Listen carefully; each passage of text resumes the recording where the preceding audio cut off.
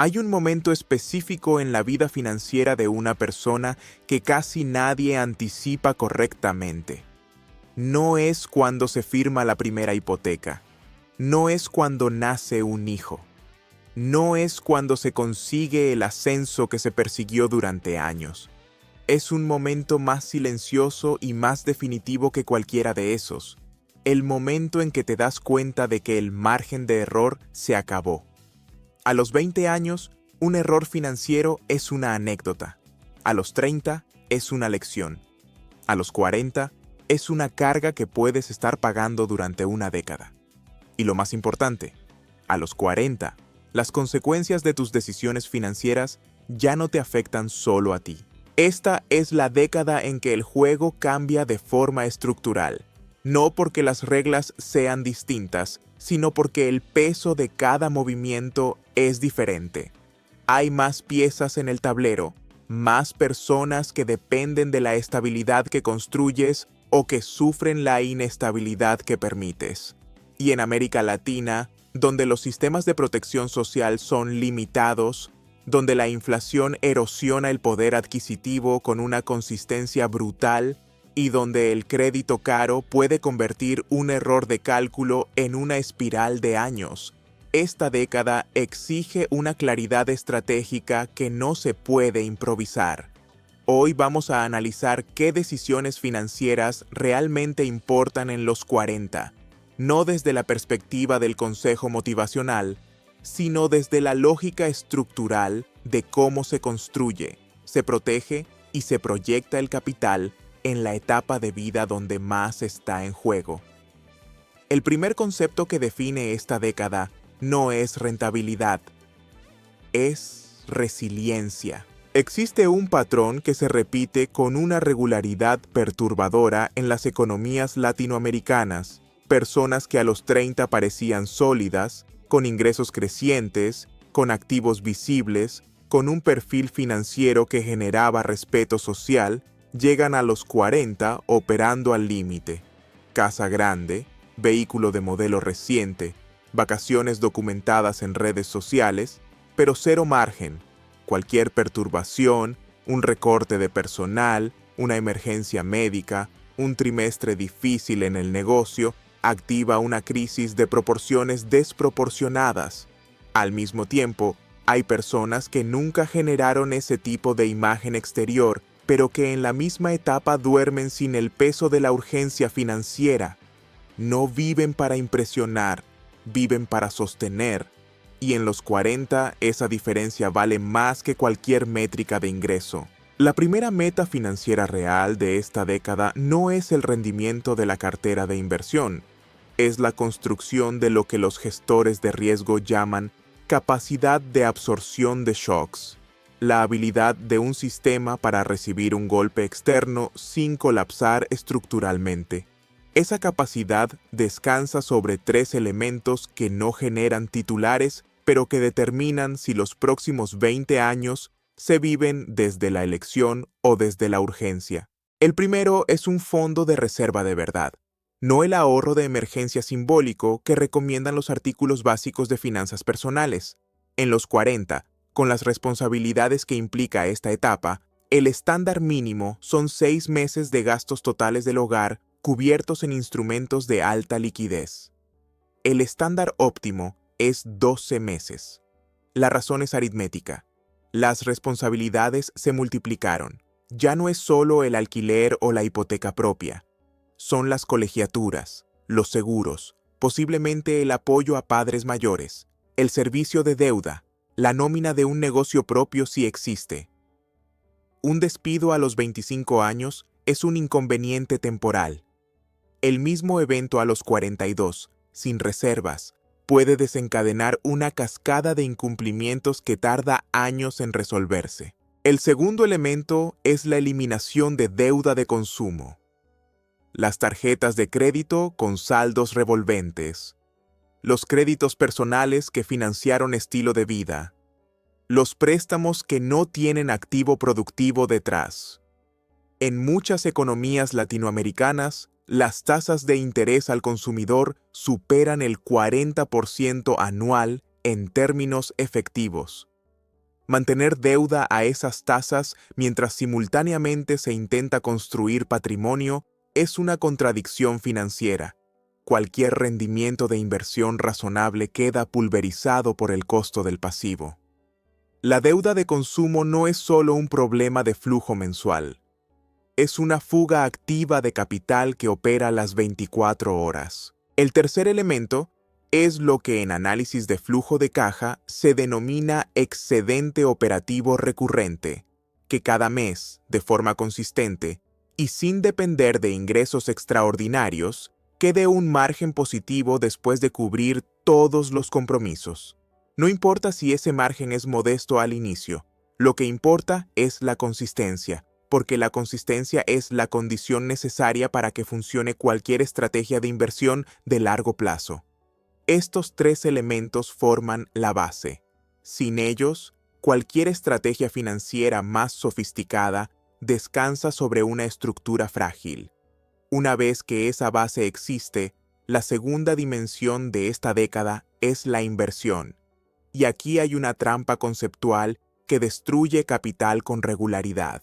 Los 40 no son para buscar la siguiente oportunidad de alto rendimiento y alta volatilidad. No son para concentrar capital en activos especulativos con la esperanza de un golpe que compense los años de construcción lenta. La razón es matemática y tiene que ver con el horizonte temporal y con la asimetría del riesgo en esta etapa. A los 25 años, una pérdida del 50% en una posición especulativa es dolorosa pero recuperable. El tiempo de trabajo productivo que queda por delante es suficiente para reconstruir. A los 45 años, el mismo error tiene consecuencias estructuralmente distintas. El horizonte hasta el retiro es más corto, las responsabilidades son mayores y la capacidad de absorber pérdidas sin que afecten el plan de vida es significativamente menor. Esto no significa evitar el mercado de capitales. Significa aproximarse a él con la lógica que corresponde a esta etapa. El primer principio es la automatización. La inversión mensual no ocurre cuando sobra dinero. No ocurre cuando el mercado parece favorable. No ocurre cuando hay inspiración o convicción especial. Ocurre de forma programada, el mismo día que cae el ingreso, antes de que ese capital esté disponible para el gasto corriente. La razón no es solo disciplina, es que la constancia en la inversión, independientemente del ciclo de mercado, produce resultados que la mayoría de los intentos de timing de mercado no logra replicar. Se compra en máximos y en mínimos, en momentos de optimismo y de pánico, y el promedio de esas entradas captura el crecimiento de largo plazo sin depender de la capacidad de predecir el próximo movimiento. El segundo principio es la diversificación estructural, no como ejercicio teórico, sino como gestión activa del riesgo de concentración. Una cartera que depende de un activo individual, de la performance de una empresa específica, de la evolución de una sola economía o de un único instrumento financiero, no está diversificada. Está apostando. Los instrumentos indexados de cobertura amplia, los ETFs que replican índices de mercados globales, los fondos que distribuyen el riesgo entre geografías, sectores y clases de activos no maximizan el rendimiento en ningún año específico, pero minimizan la probabilidad de un error catastrófico que en los 40 ya no hay tiempo suficiente para corregir. El tercer principio es la claridad de horizonte. Cada posición de inversión debe tener una razón de ser y un horizonte temporal definido. Sin esa claridad, cualquier caída de mercado se siente como una señal de alarma que impulsa decisiones reactivas. Con esa claridad, las correcciones se leen como lo que estadísticamente son, fases normales de ciclos de largo plazo que no alteran el resultado final para quien permanece invertido con consistencia. La tercera dimensión de esta década es la que menos atención recibe en los análisis financieros convencionales y que puede ser la más determinante para la calidad de vida en las 2 décadas siguientes: la reducción de la dependencia del ingreso activo. En la mayoría de las economías latinoamericanas, el modelo predominante es el de ingreso lineal.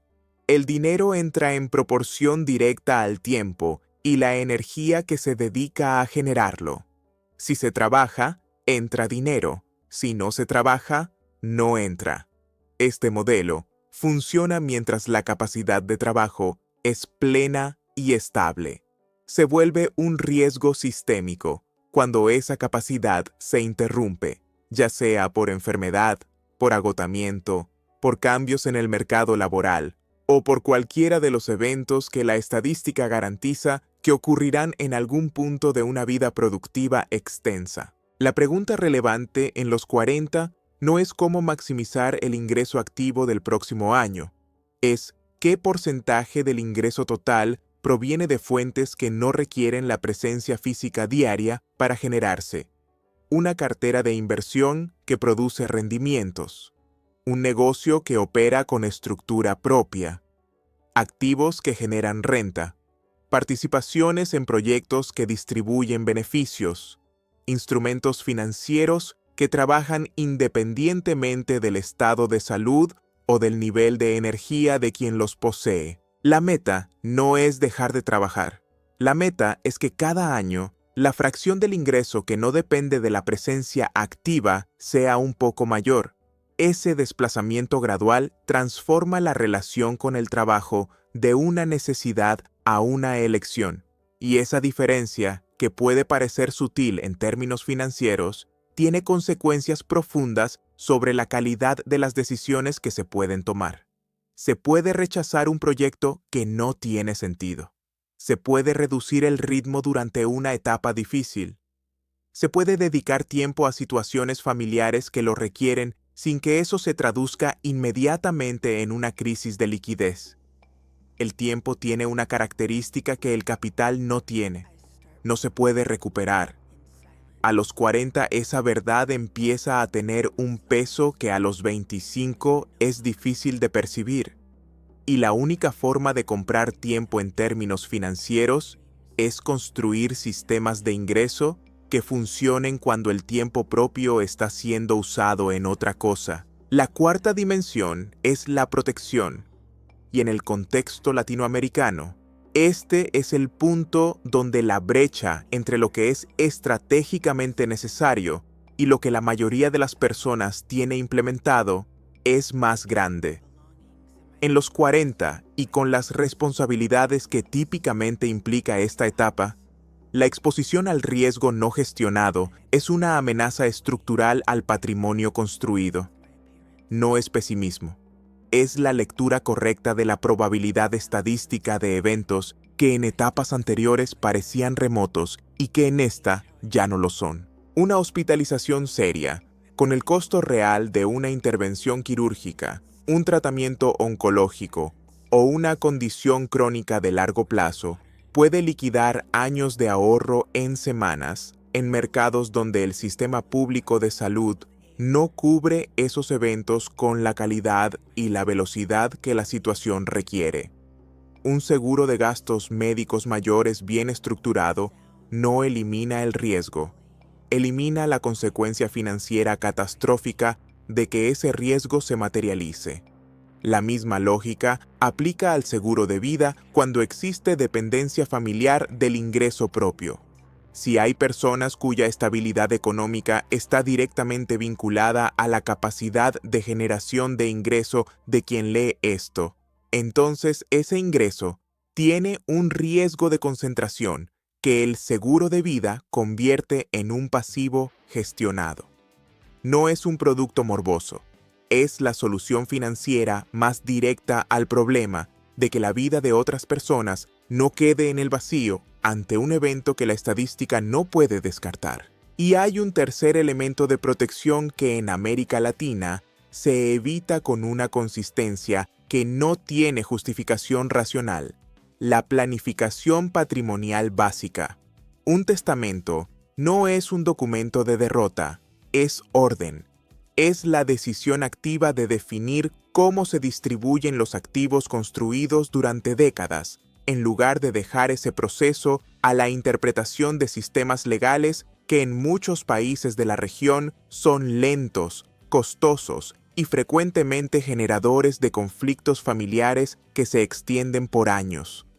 La planificación patrimonial es el último acto de gestión del capital que una persona puede ejercer, y postergarlo indefinidamente es una forma de irresponsabilidad financiera que se disfraza de incomodidad emocional.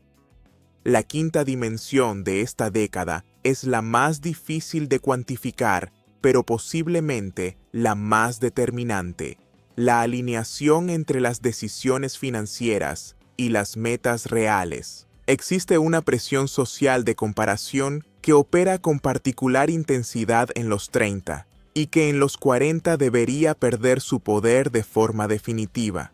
La pregunta de qué deberías tener a esta edad, qué nivel de patrimonio visible es el apropiado para tu posición, qué decisiones financieras validan tu estatus ante el entorno, es una pregunta que consume energía y capital sin generar ningún retorno real.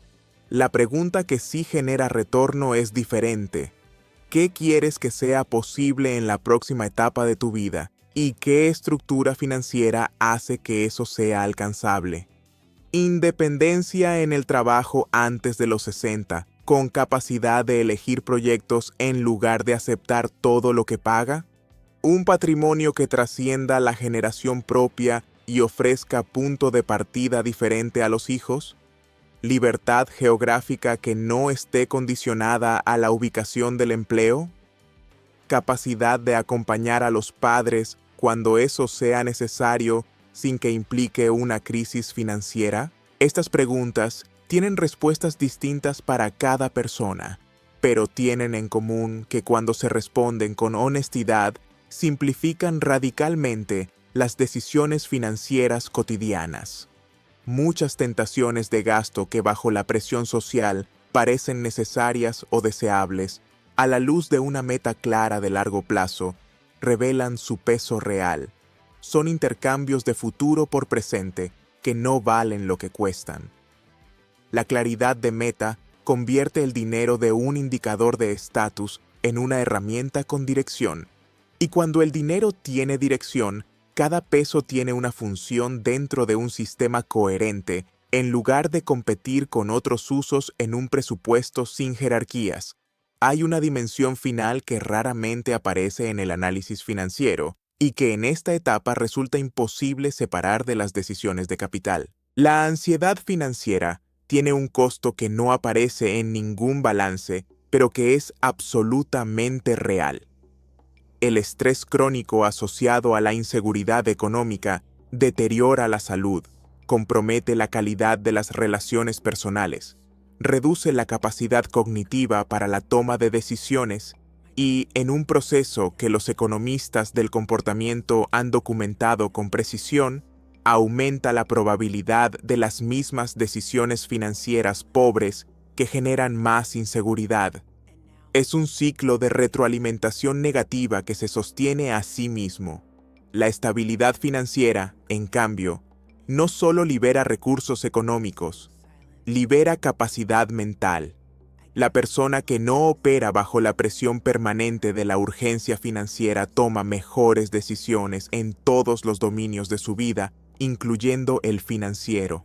Esa es la razón por la que la paz financiera no es un objetivo secundario o un subproducto de las decisiones correctas. Es, en muchos sentidos, la condición que hace posible las decisiones correctas. En los 40 convergen todas las variables que definen la segunda mitad de la vida adulta. El capital acumulado hasta ahora, el horizonte que queda por delante, las responsabilidades que ya existen y las que probablemente aumenten, y la capacidad real de construir los sistemas que hagan que las próximas décadas se vivan desde la solidez y no desde la urgencia. No es una década para el golpe especulativo. No es una década para el consumo de estatus. No es una década para improvisar. Es la década en que la estrategia financiera madura y asume su forma definitiva. Estabilidad que no se rompe ante el primer shock. inversión sistemática que trabaja independientemente del ruido de mercado, reducción progresiva de la dependencia del ingreso activo, protección que convierte los riesgos inevitables en eventos gestionables, y claridad de meta que da dirección a cada decisión de capital. Eso no se ve espectacular desde afuera, pero es exactamente lo que separa a quienes en 10 años tienen opciones reales de quienes siguen corriendo en la misma rueda con más años encima y menos tiempo para corregir el rumbo. El latido real de los mercados no está solo en los índices ni en las tasas de los bancos centrales.